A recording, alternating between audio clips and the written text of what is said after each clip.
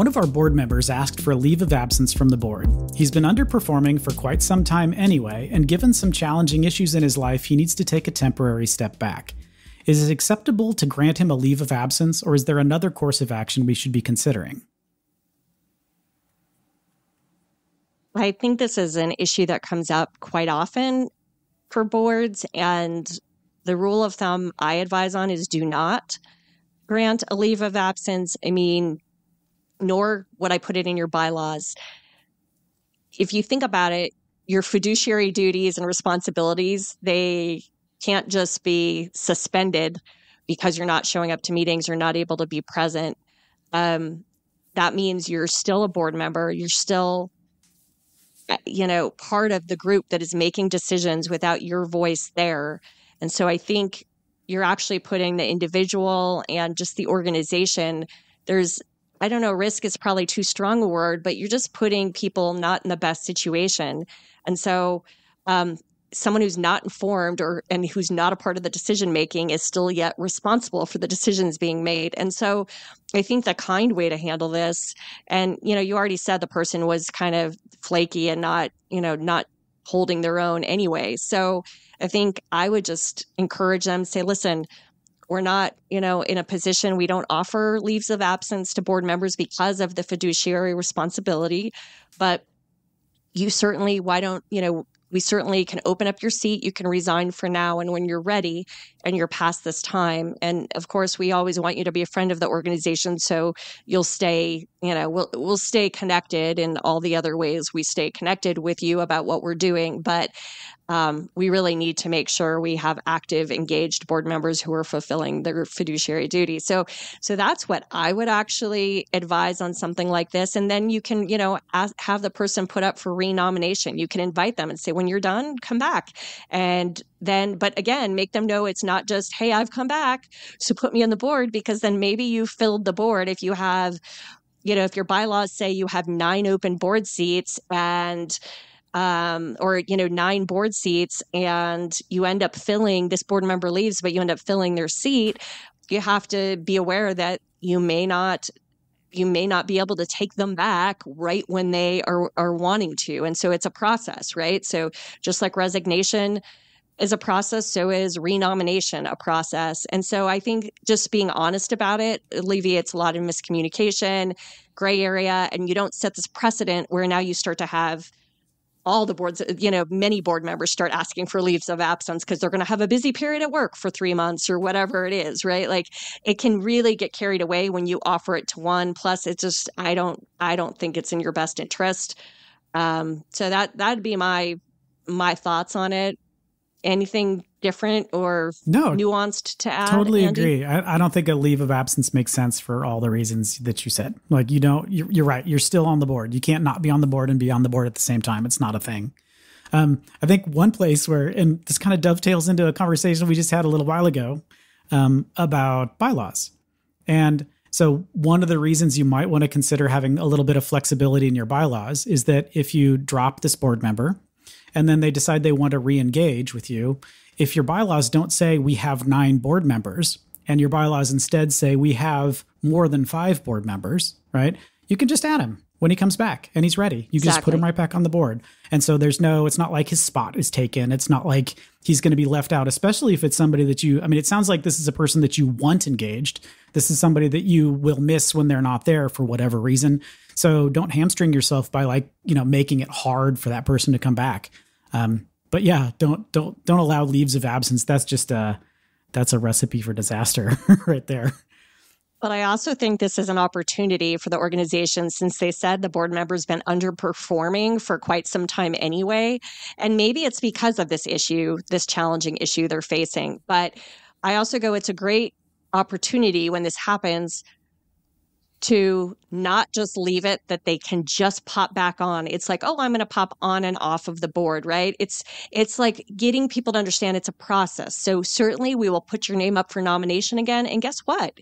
Then that board needs to, who remembers this person's history and maybe that they weren't, pulling their weight, the board may choose not to. You don't just automatically get to call the shots. And I think sometimes people think that with board seats, like I'm the one in control and I get to be the master of it all. And no, that is not the case. Nonprofit governance. Nonprofit answers. Nonprofit board. Nonprofit management. Nonprofit marketing. Nonprofit resources. Welcome to Nonprofit Everything, the podcast where hosts Andy Shurick and Stacy Wedding answer your questions about all things nonprofit.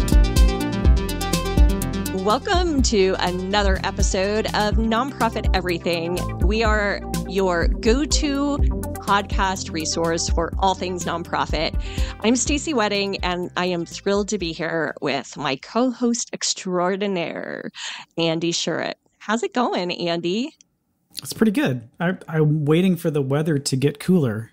It has not yet, which is depressing, but I'm waiting. Andy and I were both complaining because, and I shouldn't complain given what temps he's facing. What is it, 105, Andy? It's 103 today, and the day we're taping this 2 weeks before Halloween, so it shouldn't be this hot. No, and I was complaining because we're 93 in Las Vegas today, and yeah, I'm ready for fall. So for sure. Oh well. Anyway, we are so jazzed you are joining us, and hopefully you're experiencing fall in whatever part of the world you're in, unlike us, and we're going to just live vicariously through you.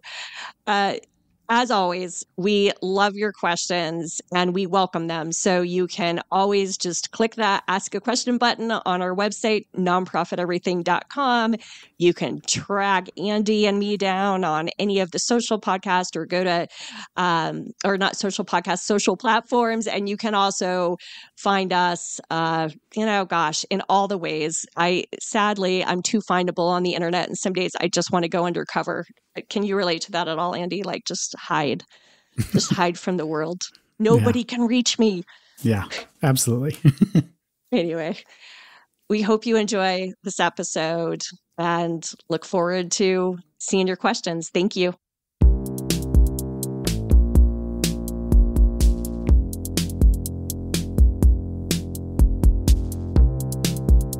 Hey, y'all. I heard that a nonprofit that offers a Donate Now button on its website must be registered for charitable solicitations in every state to avoid penalties. Assuming that an organization is registered in every state in which it operates and has an IRS letter of determination, does it need to be registered before accepting a donation from someone in another state if that state requires registration for charitable solicitations? And we love this podcast. Thank you for the love. We love the love. Yeah, so do. Thank you. Thank you. Andy, do you want to tackle this one? Yeah, this one's tough. And part of the reason is because every state has different rules. This is not a federal law. It's state by state. And every state actually interprets this different as well. So you can have, and so the summary of the question again is, if I put a Donate Now button on my website, the theory is that's available for everyone in the whole world. You know, the internet is a worldwide thing. I believe they've called it the World Wide Web at one point, right? It's a worldwide thing where anybody can access it. And so if you've got a Donate Now button, does that constitute a solicitation in every single municipality around the entire world, right? That's the question. And depending on the state attorney general for the state that's got the charitable solicitation registration requirements, like sometimes they say, yes, absolutely, you need to be registered. If you've got a Donate Now button and somebody from Indiana, and I'm just picking Indiana out of a hat, if somebody from Indiana clicks it, you need to be registered for charitable solicitation registration statements in whatever, in Indiana now, right? Other states are less likely to go after you. I think this is one of those ones where the way the statutes are written are different in every state. But you do have a level of plausible deniability that if you're not really going after donors in every state, if you don't do direct mail in every state, if you do not do events in every state, if you don't have any kind of operations in every state, you have plausible deniability that we're not really in Indiana. And I don't know why we got a donation from Indiana because we're not really soliciting in Indiana. Like the button's there, but that doesn't mean that like we're trying to get money from Indiana. I don't know that any state attorney generals have gone after any nonprofits for a donate now button unless they have a significant presence in the state. And what significant presence in this case means is, are you sending direct mail there? Because if direct mail is going there, 100% you need a charitable solicitation registration statement, right? Depending on who you are as a nonprofit, you may choose to register everywhere. And for a while, and I'm not sure it's still active, for a while, the I can't remember the acronym, but it's basically the Organization of State Charity Officials. Stacey looks like she knows the acronym. Yes, it is. So the Multi-State Registration and Filing Portal, the National Association of State Charities Officials, and the National Association of Attorneys General started development of a multi-state registration and filing portal. If that isn't a mouthful, I don't know what is, but hopefully you caught all that. So we'll put a link. I think they stopped development of that in like 1999. I don't know that that's been updated more recently. So you used to be able to From what I could tell online, Andy, like I did some research on this question just to see if I found some info that looked like this uniform registration statement, URS. If someone just wanted to, search for that, it looked like it was current as of sort of 2016 or something. So it doesn't feel like it's actively kept up, but sure makes life easier. Sorry to interrupt you, but just wanted to chime in there. No, yeah, that's exactly what I was trying to remember too. So thank you. But there actually used to be a way that you could pay one fee and then you would get registered in all the states. They were trying to come up with a way like if you filled out this form and you paid $750, you would automatically be registered in all 50 states, right? I think that finally stopped. Like they weren't able to do that. Although there may be organizations that can do that for you. I think like you need to look at sort of what your operations are. And if you think it's risky enough, if you really are raising enough money in each state to have to do the registration statement, like how much does it cost?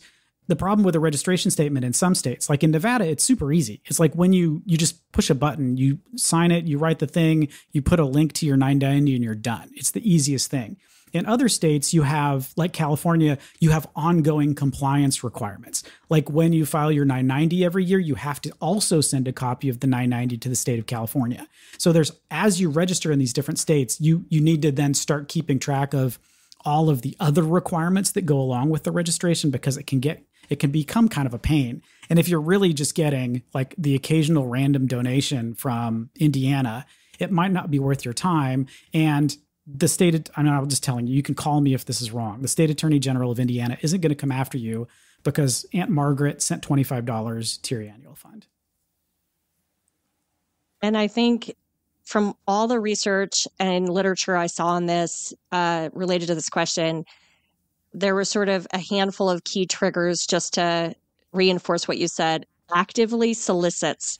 The word actively solicits, I think, is a big distinguisher here because you're passively soliciting with the Donate Now button, but the difference is when you're doing a direct mail campaign, you're actively soliciting, right? So I think there's just an example, kind of a concrete example of that. The other thing that came up when I researched it was that if your nonprofit has a physical presence, employees, or conducts any kind of significant activities in the state, that usually requires registration for charitable, to register for the charitable solicitations there.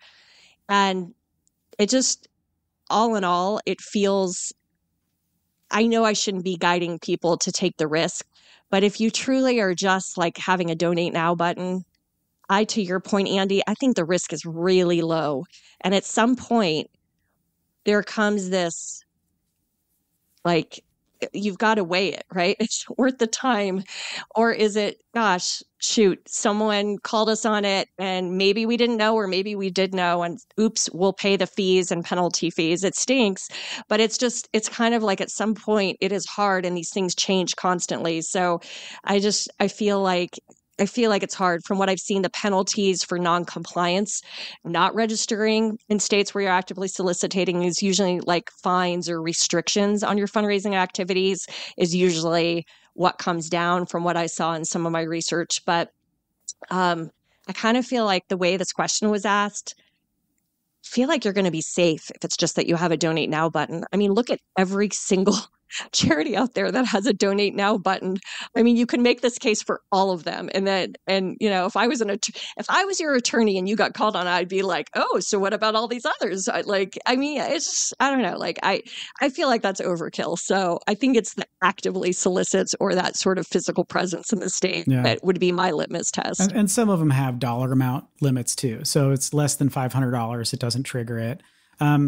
I think the trigger with actively soliciting is if somebody gives you a donation and now you know they're in Indiana, like, are they still going to be on your email mailing solicitation list? So if you send them, it's coming around to the Thanksgiving time, maybe you want to send us $50, that's solicitation.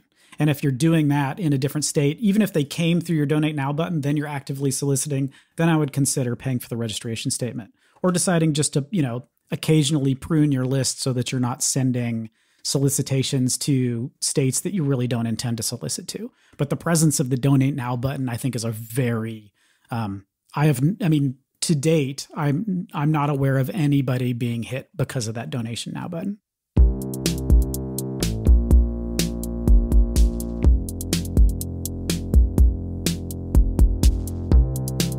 We received some unrestricted grant money, and our marketing folks want to buy a really fancy multiple video screen setup for our volunteer space.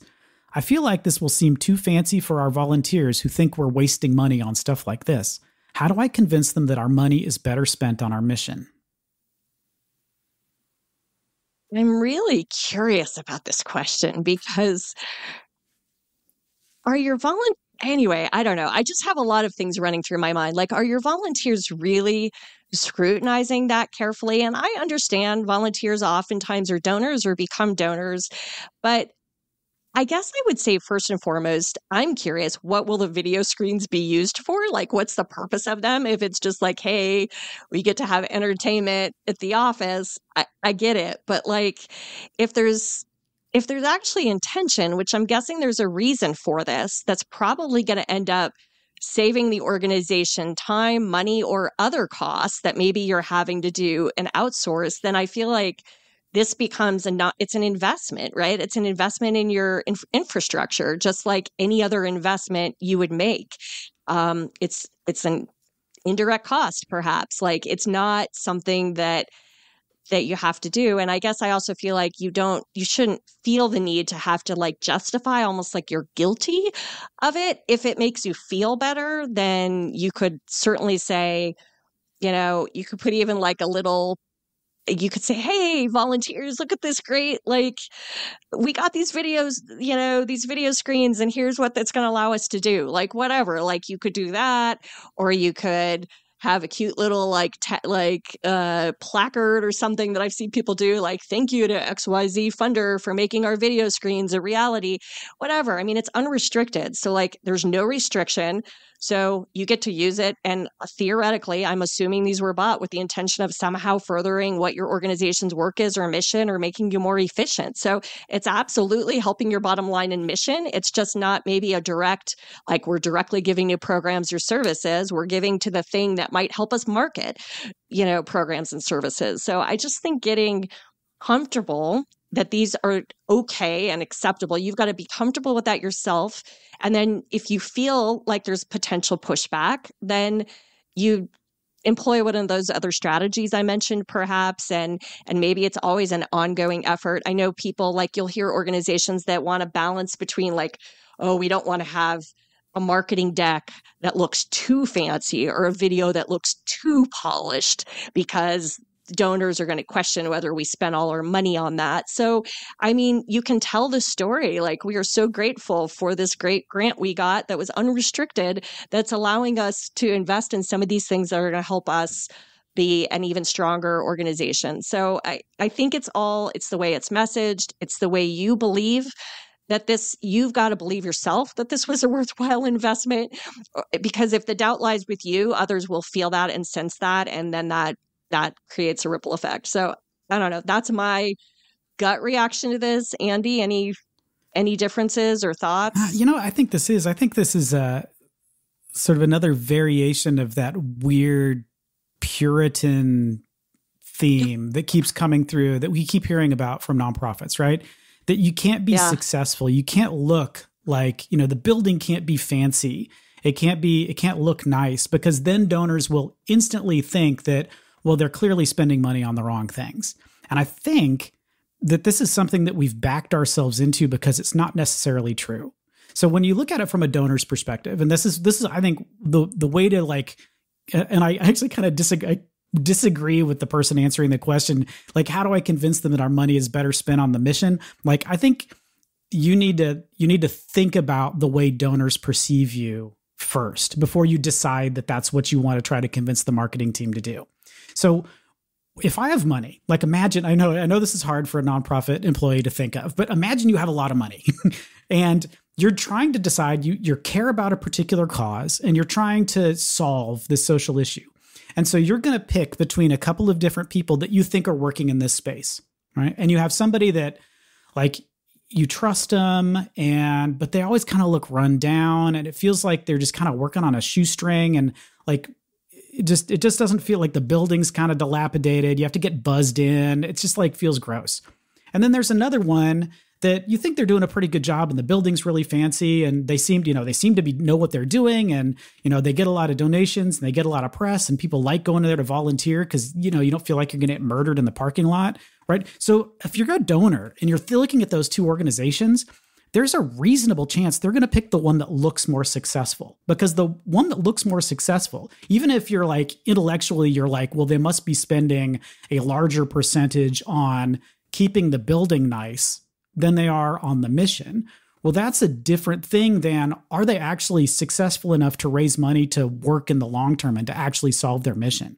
I think donors are really considering, like, how you look, how fun it is to go there, how successful you appear, because a successful organization, one that's well run, is going to look nice. It's going to be painted. The roof isn't going to be caving in because they're capable of planning long term. They're capable of doing all the things they need to do to keep the lights on. And they're not in this constant emergency mentality. We see this, and this is always, every time I get a direct mail piece or hear some sort of plea from a nonprofit that, like, oh God, the roof is falling, the whole place is caving in, and we need emergency donations to be able to deal with this crisis, right? My first thought is, like, where have you been the last 10 years? Like, you need to be planning for these things ahead of time. You need to have a strategic plan in place in order to go over those bumps when the bumps appear, and you shouldn't be shocked by them.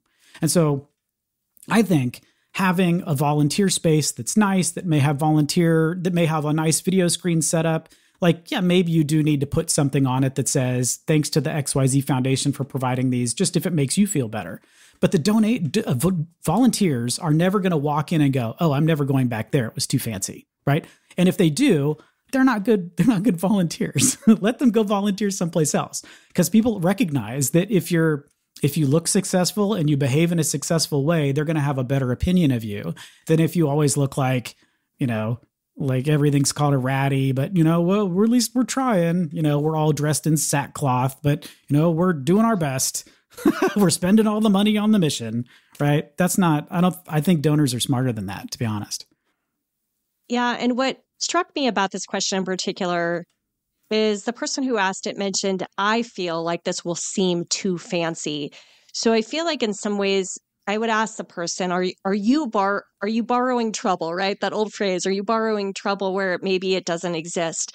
And I understand that cycle, that puritanical cycle Andy mentioned, has existed for a long time, but I think we're starting to push past that. And the reality is, people wonder why the big, fancy nonprofits keep getting bigger. It's because it's successful, and someone goes, that is successful. Like, so I guess I would just say, if this is sort of your own internal struggle or belief, like, maybe you've got to do some of your own work around thinking through this, because I do think that can come through, and not blaming you for feeling that way. I think we've had decades of these kinds of discussions that have led nonprofits to feel that way. So there's no shame in feeling that way. It's more about, if you feel that way, others will sense you feel that way. And then you come across defensive instead of, like, excited, like, look at this, and we're so excited and we're so grateful for this foundation. So,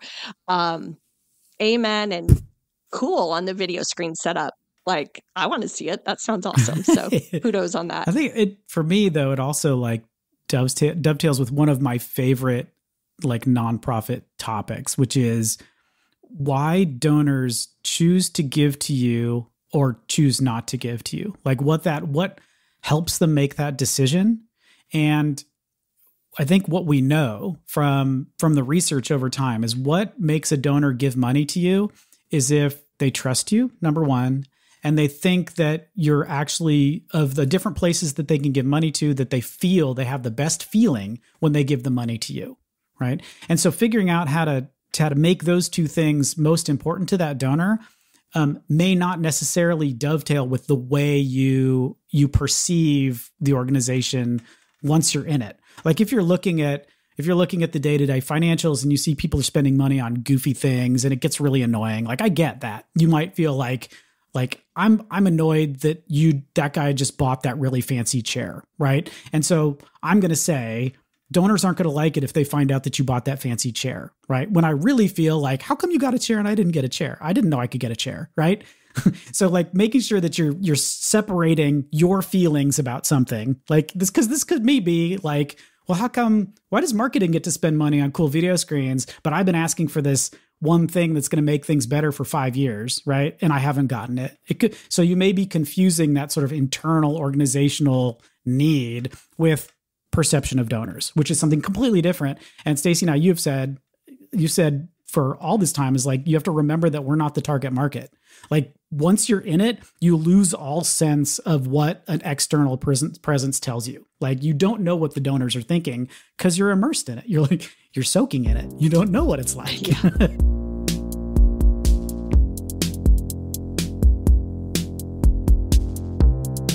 I'm hoping you can help me figure out where to start. I would like to begin a foundation and know the areas I want to take things, but legally, I don't know where to start and how to elevate a startup organization. So this is a really big question. And I'm pretty sure like a lot of listeners just rolled their eyes too, right? I think my big first question is like, I'm glad that you know what the areas that you want to take things. But when you want to start a foundation, I need to know what that means in order to answer it appropriately, right? So what a foundation is. So first of all, there's no legal definition of foundation. Foundation means nothing. Foundation is like the word grant. It just means money. So foundation means some sort of organization. There are foundations that are for-profits. There are foundations that are classified as private foundations, and there are foundations that are public charities. So those are three different governance structures based on how you've put your organizing documents together, and they're all used for different things. So a private foundation is one that you have a bunch of money, you just got a lot of money and you want to stash it somewhere and you want to kind of hide it from taxes, and then you want to give it away to nonprofits slowly over time. So that's kind of the use case for a private foundation. If that's what you want, you probably need an attorney and an accountant to help you with that. That's not something you're probably going to want to do by yourself because there are some significant tax implications that really depend on how much money, what are you going to do? And you need to know that there are going to be taxes involved. Like if you're investing any of that money, that you actually have to pay taxes on those investments. You have to distribute 5% or more of the corpus, although there are cheaty ways to get around that, which are gross and need to go away, but they exist. But you're going to need help to do a private foundation 100% of the time. The IRS is a good place to start too. They've got a lot of information about, if you type in, to go to the IRS webpage and type in, I want to start a foundation, they're going to get you to the foundation page and it'll give you all of the detail there. Whether you want to read that or not, that's up to you. But you're going to need an attorney and an accountant to help. A public charity, which is what most nonprofits, when we say nonprofit, that's a lot of times what we mean.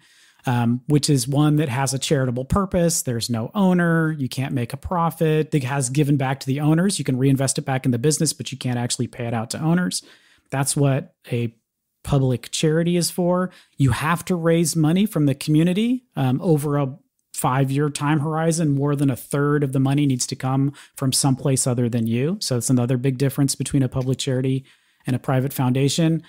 So I think without more detail, I'd say it's kind of hard for Stacy and I to give you like specific to-dos to figure out what to do next, because we're going to need to know what it is you mean when you say, I want to start a foundation. I believe there are a couple of resources. I mean, there's obviously a ton of resources in the world of internet land, and some reputable and more reputable than others. We're the but we reputable certainly, ones. Yeah. we could put a couple of links to sites that might also be helpful for you. I echo everything Andy said. And I think sometimes I oftentimes hear the word foundation thrown around loosely without understanding the implications that Andy just mentioned about the type of entity. And if you plan on getting most of your money to support the work you want to do through donations and fundraising, then you're probably talking about a 501c3 public charity. And some 501c3 public charities still add foundation at the end of their name. And that's perfectly acceptable because, as Andy said, that's not, it's just a word. But it can be confusing. And I can also say that the word foundation, the only other thing I'd caution you is thinking about if you're not truly intending to be a grant-making organization, I think the word foundation has a connotation that oftentimes leads people to thinking about you being as a grant maker versus that you're actually seeking out money from individuals. And so be careful about that too, because sometimes people are like, well, wait a minute, you're a foundation. Don't you give money away? And then there's a lot of people who don't know any of this. So, who knows? But the point is, I think getting some clarity around it, and there's a lot of good information, and we'll put a couple links that might help you out on your journey.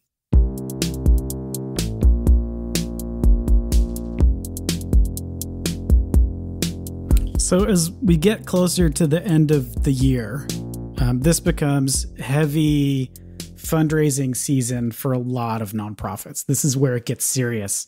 So thank you for taking the time out to listen to us today. Hopefully we allowed your blood pressure to go down just a little bit, so we're not worried about hitting the December numbers right now. If you have questions for us, please go ahead and send those to us. There's lots of ways to do it. You can find us on any of the socials. The easiest way, to be honest, is to go to the Nonprofit Everything webpage. And there's a giant, I think it's yellow, a giant yellow button that you can click that says ask a question, and that will send it directly to us, and we will put that right in the queue so that we can get your question turned around as quickly as possible. We do this every 2 weeks, so join us again in 2 weeks and we'll see you then. But in the meantime, go ahead and review us on any of the sites that you're receiving this podcast from, or you can go to the Nonprofit Everything webpage, the show notes. There'll be a link down there, which will give you easy access to different places you can review it. And you know what? We've given you enough action items. Ask us a question, review it. Why not just give you one more? Thank you. Pat yourself on the back for doing a good job, and realize that there's a lot of people out there doing exactly what you're doing, and we're finding it all just as hard as you are. And pretty soon it'll be January and we can take a deep breath.